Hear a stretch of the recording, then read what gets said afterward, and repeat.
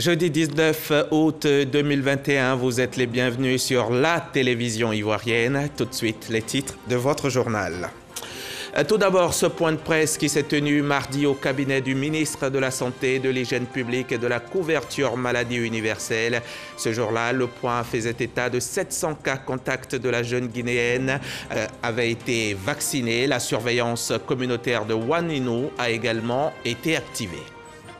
La lutte s'intensifie aussi contre la grippe aviaire en Côte d'Ivoire. Le ministre des Ressources animales et halieutiques était hier à Grand-Bassam, zone de Mondoukou, pour se rassurer de la tenue des opérations d'isolement, d'abattage de volailles et de sécurisation sanitaire en cours dans la localité. Au Burkina Faso, aux 30 civils, 14 gendarmes et 3 supplétifs ont été tués dans une attaque d'un convoi. Ce sont des populations qui ont quitté la ville de Dori et se rendaient à Arbinda, une centaine de kilomètres, qui ont été la cible de cette attaque. 58 terroristes ont été neutralisés. Rockmark Christian Caboret a décrété un deuil national de 72 heures. Avant de développer ces titres, sachez que le président Alassane Ouattara reprend ses activités après s'être mis en confinement le 3 août dernier. Cela après avoir été en contact avec une personne déclarée positive au coronavirus. Le test de contrôle effectué hier 18 août s'est révélé négatif. Le chef de l'État exhorte par la même occasion l'ensemble des Ivoiriens ainsi que les populations vivant en Côte d'Ivoire à se faire vacciner et à continuer de respecter les mesures barrières afin de lutter contre cette pandémie. On va tout de suite à l'actualité du coronavirus. Comment se comporte ce virus à travers le monde et particulièrement en Côte d'Ivoire?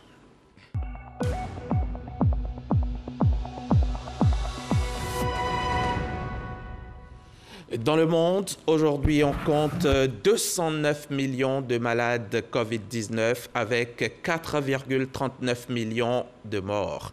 Ici en Côte d'Ivoire, le monstre a emporté 4 vies dans la journée d'hier, portant à 369 le nombre total de décès depuis le début de la pandémie. 253 nouveaux cas de contamination sont enregistrés. Nous sommes à ce jour à 52 836 cas confirmés dans le pays. On vous l'a dit, depuis de nombreux mois, on vous l'aurait dit, pour se protéger et protéger les autres, il faut appliquer les gestes barrières et se faire vacciner. Les gestes barrières et le vaccin sont donc le seul rempart face à ce virus mortel, mais aussi face au virus Ebola qui, vous le savez, est tout aussi mortel.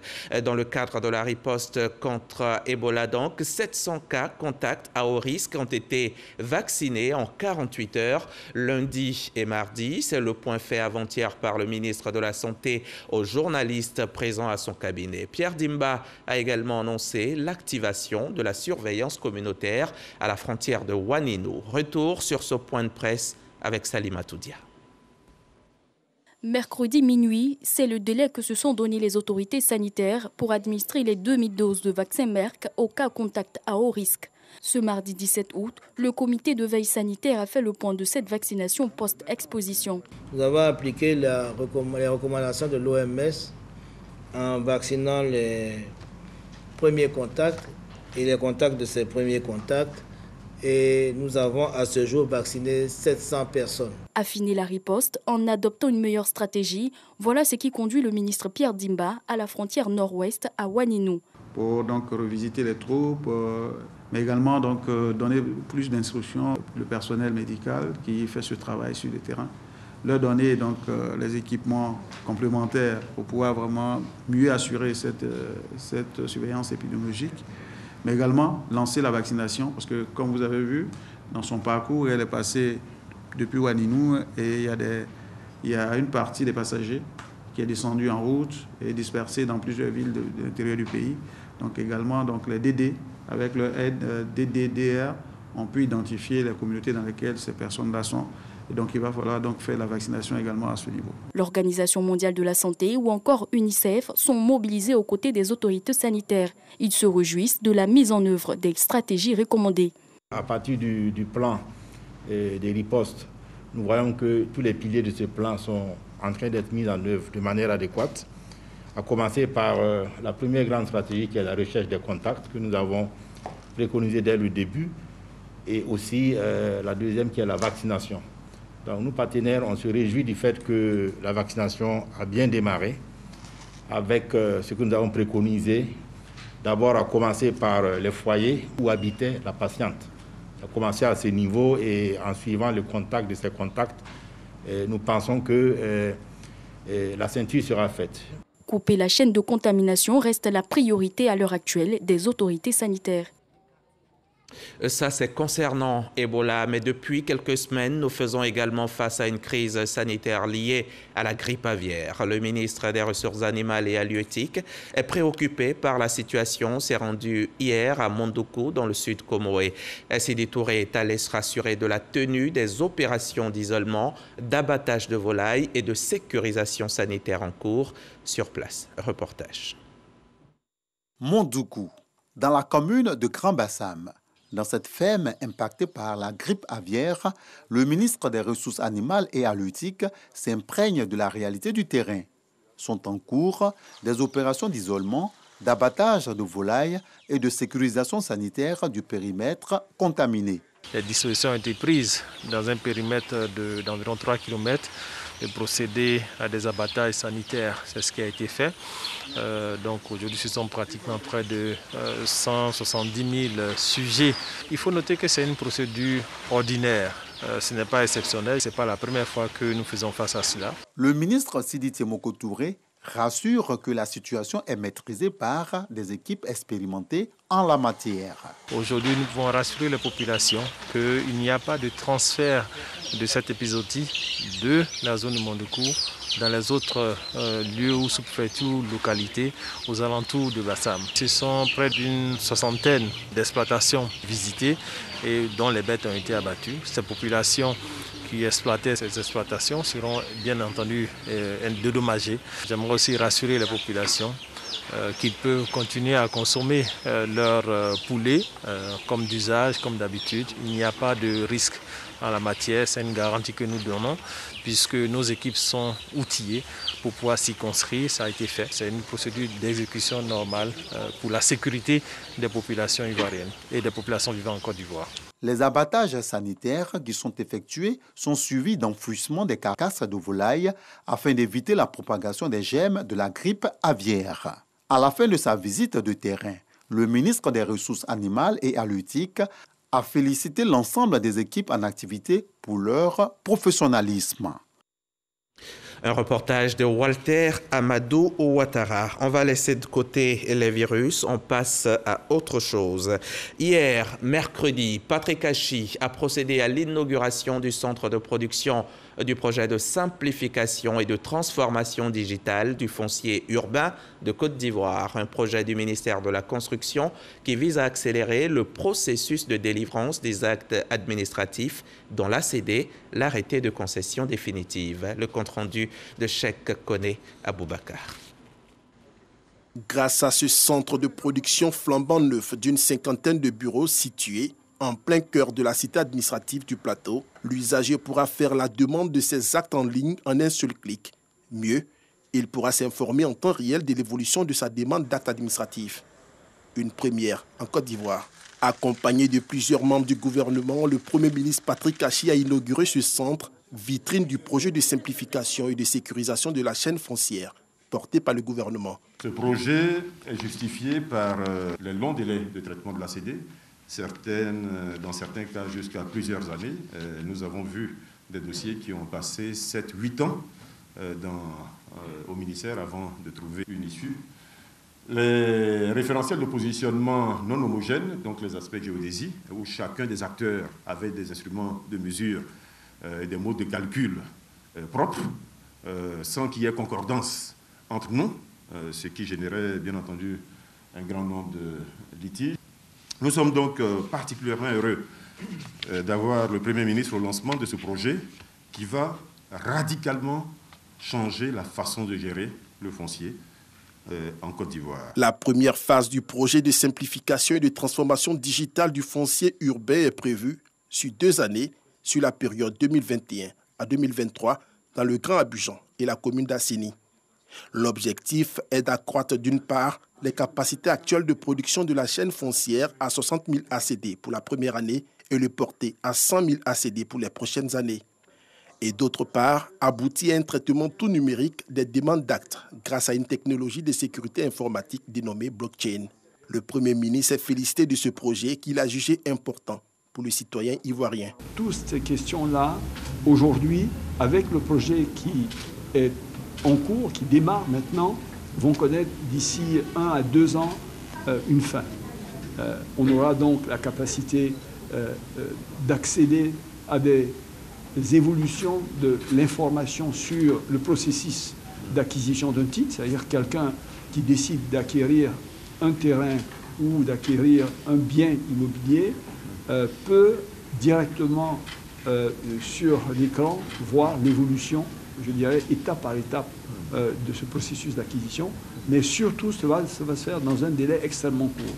Le projet de simplification et de transformation digitale du foncier urbain est financé par un prêt d'environ 15 milliards de francs CFA par l'État français.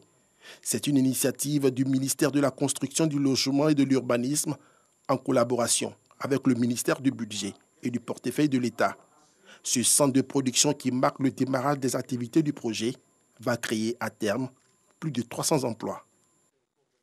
Célestin Seredo, lui, était en ce moment-là à la Direction générale des affaires maritimes et portuaires aux Deux Plateaux à Cocody.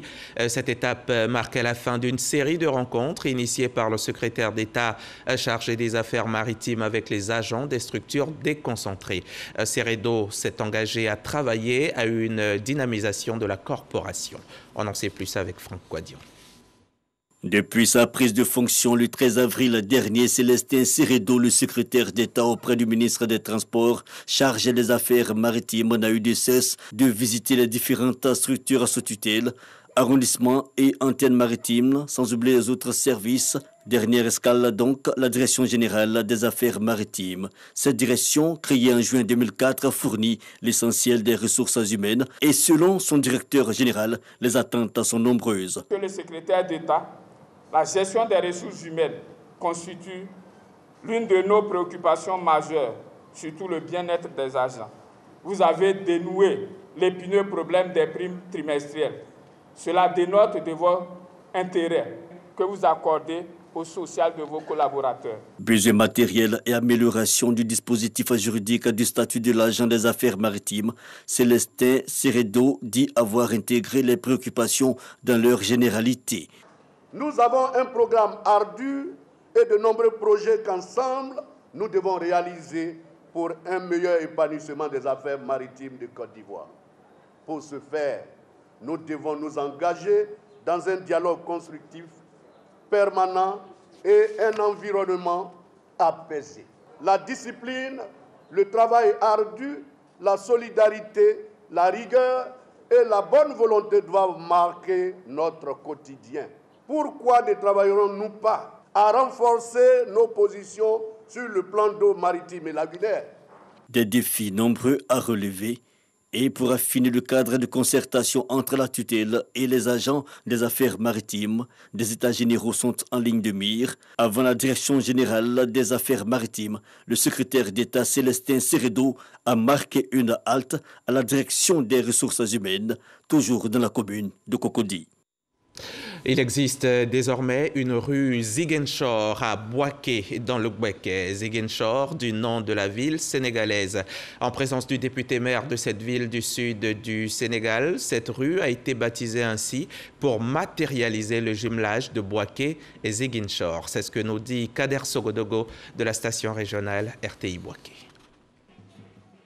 Une longue procession qui part de la place Éléphant, résidence du premier maire de Bouaké, Djibo Soumkalo. Une procession au goût de la coopération sud-sud. Bouaké, deuxième ville de Côte d'Ivoire, symbolise son jumelage avec Ziguinchor, deuxième ville du Sénégal, à travers une rue dédiée. 2,3 km du pont Djibo jusqu'à Sokoura, en passant par la mosquée sénégalaise. Djibo Youssouf Nicolas, maire de Bouaké, et Aboulaye Baldé, député maire de Ziguinchor, inaugurent ensemble cette rue. Les deux premiers magistrats veulent œuvrer ensemble pour le développement économique et social de leurs cités respectives. L'humanité gagne à chaque fois que des hommes, éloignés les uns des autres, brisent l'obstacle qu'est la distance en construisant un pont. Avec la ville de Ziguinchor, ce pont est sorti de terre grâce au dynamisme du premier adjoint au maire en charge du jumelage. Notre conseil municipal a placé au cœur de ses priorités la multiplicité des échanges avec les villes des pays amis. Ziguinchor nous a séduits par ses nombreux traits communs avec la ville de Bouaké. Le fait de donner à une ville le nom d'une ville étrangère a un intérêt particulier. Mesdames et messieurs, assurément cette cérémonie qui marque le baptême de la rue qui va désormais porter le nom de Ziguinchor et qui sera à partir de ce jour l'un des symboles forts de la coopération et de l'amitié entre les peuples de Côte d'Ivoire et du Sénégal en général, et particulièrement entre frères et sœurs de Bouaké et de Ziguinchor, restera mémorable. Une journée festive pour découvrir également le savoir-faire culturel des deux villes. Rendez-vous a été donné pour le mois de novembre 2021, cette fois au Sénégal, à Ziguinchor, pour l'inauguration de la rue Bouaké. Les engins à 2 et 3 roues sont très souvent impliqués dans des accidents de la circulation. Il faut bien que les choses changent. C'est en tout cas la préoccupation actuelle de l'autorité de la mobilité urbaine du Grand Abidjan et plusieurs acteurs de la sécurité routière qui, au cours d'un atelier, réfléchissent à la mise en œuvre d'un nouveau plan de circulation. Le compte-rendu de Dangui Dangui et Marie-Ange Afoué. Des tricycles sans feu arrière, sans rétroviseur approprié ni immatriculation, se disputent la chaussée avec les véhicules. Ces scènes inimaginables à Abidjan il y a quelques années font grincer des dents au sein de la population. Il y a certains qui font n'importe quoi. Je ne sais même pas s'ils ont leur permis de conduire. Mais c'est de voir tout cela, c'est d'essayer de les cadrer et de les encadrer. Le plateau, c'est quoi administratif, c'est quoi responsable. On ne peut pas les laisser aller semer le désordre là-bas. L'invasion de ces engins à 3 ou 2 roues est à l'origine de nombreux accidents de la circulation, selon les autorités qui réfléchissent à un plan de circulation qui leur est dédié dans le Grand Abidjan. Nous devons ensemble assurer la sécurité. Nous devons ensemble faire en sorte que nos routes soient plus sûres et faire en sorte que souvent, malgré leur volonté ou leurs intérêts, parfois financiers, que nous devons prendre des décisions de sorte à ce que les utilisateurs des 2 et des 3 roues eux-mêmes soient en sécurité. Pour la mise en œuvre de ce plan de circulation dédié aux tricycles et aux 2 roues, le gouvernement met 200 millions de francs CFA sur la table pour la confection de 1700 panneaux de signalisation, des outils de sensibilisation et de répression. Alors maintenant, faire un tour à Brouaousoukro et Tokwaundrikro dans le département de Bokanda, au centre de la Côte d'Ivoire. Le premier village cité a désormais un château d'eau et le second vient d'être connecté au réseau électrique national. Le secrétaire d'État Nguessan Kofi Lataï s'est fait le plaisir d'inaugurer ces infrastructures pour le grand bonheur des populations. On en parle avec Soro Corona, notre confrère de RTI Bouaké. Fin de la corvée d'eau pour les femmes de Brouaousoukro, village du département de Bokanda. En effet, ce village peuplé de plus de 3000 âmes est confronté au problème d'eau depuis des lustres. En saison sèche, la situation devient critique. En saison sèche, on n'avait pas de l'eau. On partait dans les villages environnants pour chercher de l'eau. Soit à 5 km, 3 km, 4 km. Dieu merci, on a eu le château d'eau. Vraiment, on remercie le président Alassane Ouattara. Ce château d'eau, réalisé par le conseil régional d'Inzi, à plus de 80 millions de francs CFA, intervient comme un soulagement. Ce village n'est pas le seul à bénéficier des infrastructures pour son essor. Tokpa Ndrikro est désormais connecté au réseau électrique national. Un rêve vieux de plusieurs décennies devenu une réalité par les efforts du gouvernement.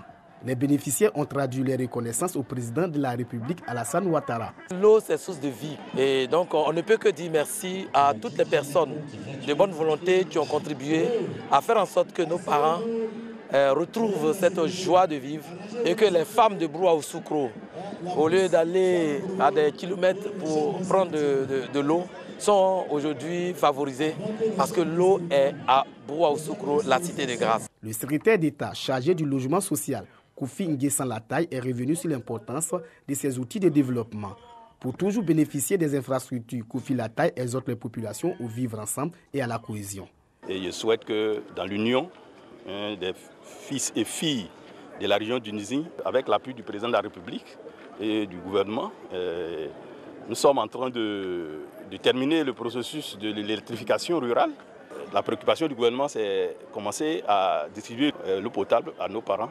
Le secrétaire d'État a par la même occasion visité des infrastructures en cours de réalisation, à savoir une maternité, une école maternelle et primaire.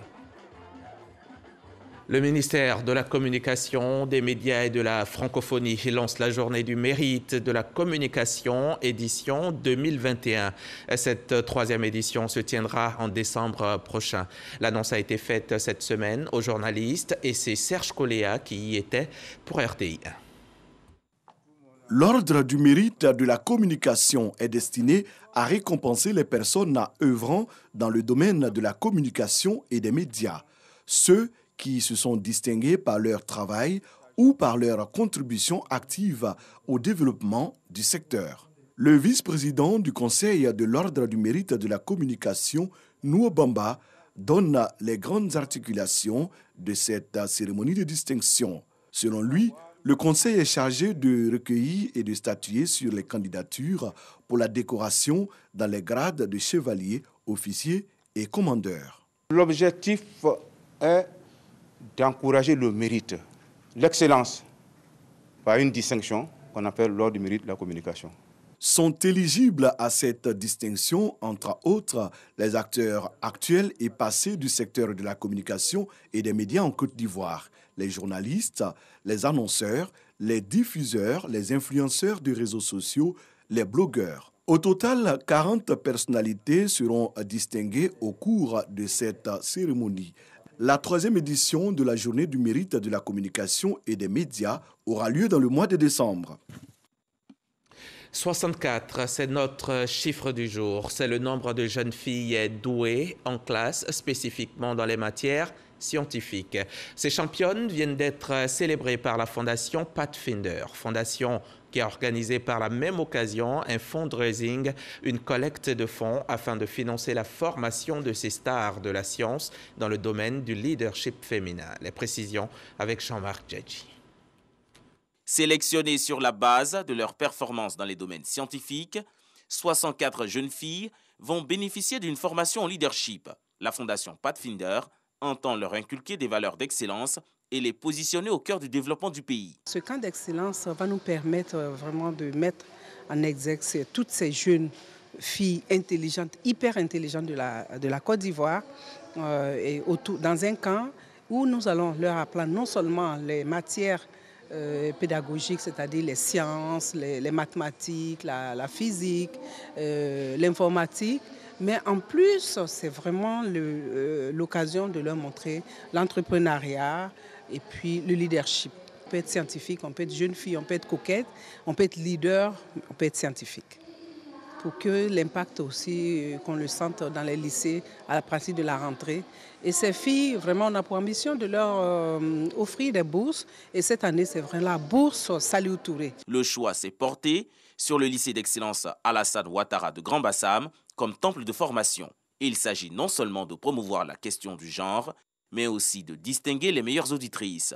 Une volonté saluée par le ministère de la Femme, de la Famille et de l'Enfant et ses partenaires. Faire un camp d'excellence pour les filles, mais surtout pour les filières industrielles de mathématiques, tout ça, la science, c'est vraiment relever le niveau des filles et montrer aux filles qu'il est révolu ce temps où elles ne pouvaient qu'être couturières, cuisinières, esthéticiennes, coiffeuses. Nous allons les accompagner, nous allons aller les voir, nous visiterons le camp, nous les entendrons. La fondation Pathfinder sollicite la contribution des institutions nationales et internationales en vue de donner une place de choix à la jeune fille. Je vous avais...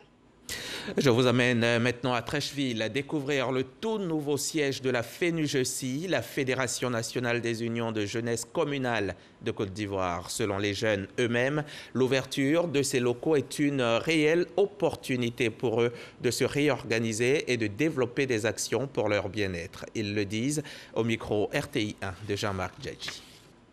Un logement de 4 pièces pour la Fédération des jeunesses communales de Côte d'Ivoire. Cet appartement servira de nouveau siège pour la fêtière des jeunes issus des communes du district d'Abidjan et des villes de l'intérieur du pays. Remobilisés, les représentants des 201 sections veulent à partir de ce site fixer de nouvelles orientations pour le bien-être des jeunes de Côte d'Ivoire et élaborer des plaidoyers en faveur de l'employabilité et l'insertion sociale des jeunes. Une organisation, pas des moindres, qui n'a pas de siège, c'est vraiment une carence, c'est vraiment un problème.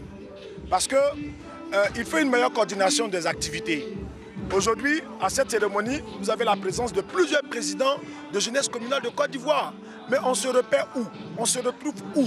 Où est-ce qu'on va pour se faire entendre? Nous avons demandé au ministre de l'Intérieur et de la Sécurité que la subvention que les mairies versent aux unions de jeunesse communale soit effectivement payée pour permettre aux unions de jeunesse communale de travailler à l'encadrement des jeunes, à l'animation de la commune. Des actions citoyennes, notamment le planting d'arbres, ont été réalisées pour la sauvegarde de l'environnement. Si les financements que monsieur le ministre est en train de rechercher sont en place, la mise en œuvre du programme de reboisement va apporter de milliers d'emplois à ces jeunes qui vont participer au développement forestier de notre pays. La Fédération des jeunesses communales de Côte d'Ivoire, FENUJECI, enregistre plus de 10 000 adhérents sur toute l'étendue du territoire national. Un reportage signé Jean-Marc Djadji. Cap maintenant sur Divo, dans le Lodjibois, où se tient le Djaka Festival. Un rendez-vous qui réunit plusieurs rites culturels et où des leaders d'opinion viennent passer des messages importants. Assalfo, qui n'est plus à présenter, y a par exemple échangé récemment avec les jeunes sur le phénomène de l'immigration clandestine. Depuis Divo, le témoignage de Franck Quadio. À Divo, elle tranche dans le décor. Son activité, vendeuse de chaussures de friperie, un commerce qu'elle exerce périodiquement. Je vends toutes sortes de friperies, mais bon, à chaque époque, selon les activités qui marchent le plus, voilà, c'est ce que je prends. Bon, là, présentement, je vends des chaussures. C'est quelqu'un qui me les donne à des prix un peu bas, et puis moi, en retour, je les revends, je garde le bénéfice. Une activité contraignante en apparence, mais la jeune dame, Mariam, niveau scolaire terminal, dit être bien organisée. Chaque 2 semaines, je pars à Abidjan pour prendre de nouvelles marchandises. Parce que normalement, 2 semaines, ce qui est écoulé est suffisant pour aller en acheter d'autres. Mais quand il y a beaucoup de gens, j'ai des amis qui viennent m'aider aussi. Voilà.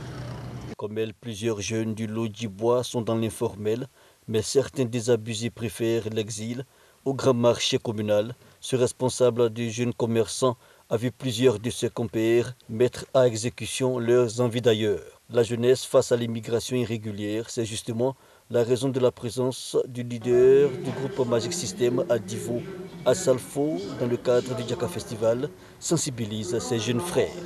Moi, je connais des gens ici qui ne rentreront pas à la cuisine pour aider leur maman à laver l'assiette.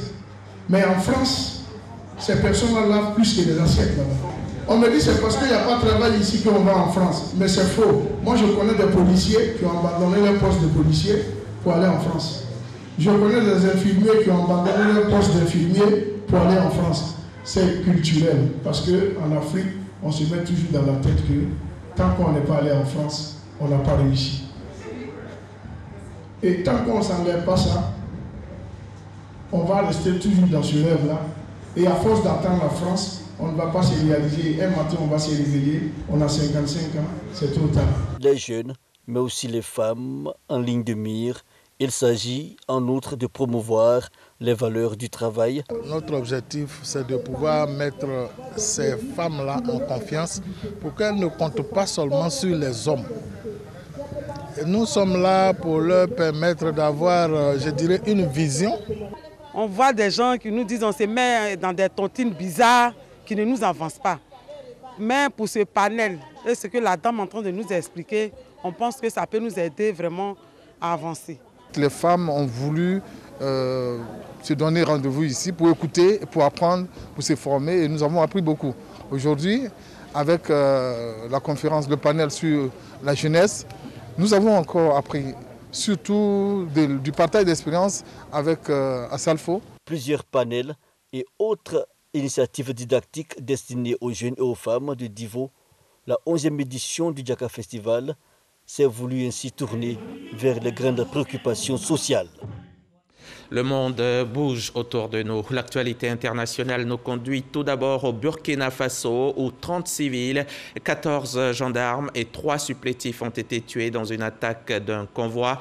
On signale 30 blessés, tous évacués à Dori et à Ouagadougou pour les cas les plus graves. Ce sont des populations qui ont quitté la ville de Dori et se rendaient à Arbinda à une centaine de kilomètres qui ont été la cible de cette nouvelle attaque. Les forces de défense ont réussi à neutraliser 58 terroristes. Le président Roch-Marc Christian Kaboré a décrété un deuil national de 72 heures à compter de ce jeudi à minuit. En Haïti, on enregistre un nouveau bilan du séisme qui a ensanglanté l'île. Samedi, 2189 morts, 332 disparus et plus de 12 000 blessés. Les secours tentent toujours de venir en aide aux populations, mais les difficultés qui se posent à eux sont nombreuses. 5 jours après le séisme, le défi est de fournir en toute sécurité l'aide humanitaire aux centaines de milliers de sinistrés dont certains vivent dans des zones enclavées. Et voilà pour l'essentiel de l'actualité ce jeudi. Merci de nous avoir suivis. Bonne journée, bonne santé.